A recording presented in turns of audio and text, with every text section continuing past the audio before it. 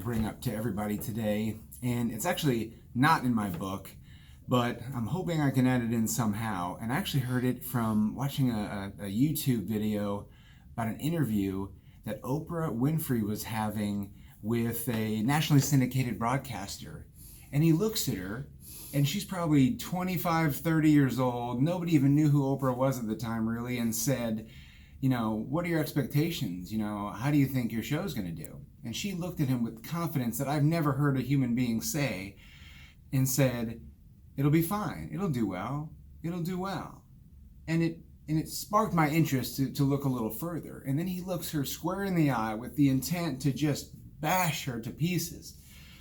And he says, well, what if it doesn't do well? What if it does terrible? What if it's just the biggest flop on the face of the earth?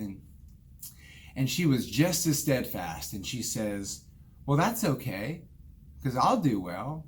I'll do fine. I'll be fine. I'll do well.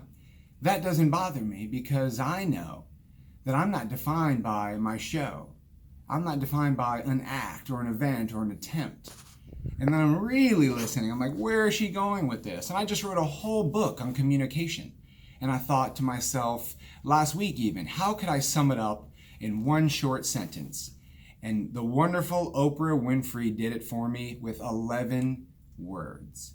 And these 11 words are, we are defined by the way we treat ourselves and others.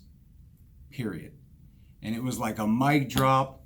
The news broadcaster guy just swallowed his own tongue. The camera guy was starting to shake, and they're going to commercial, and they didn't know what to say.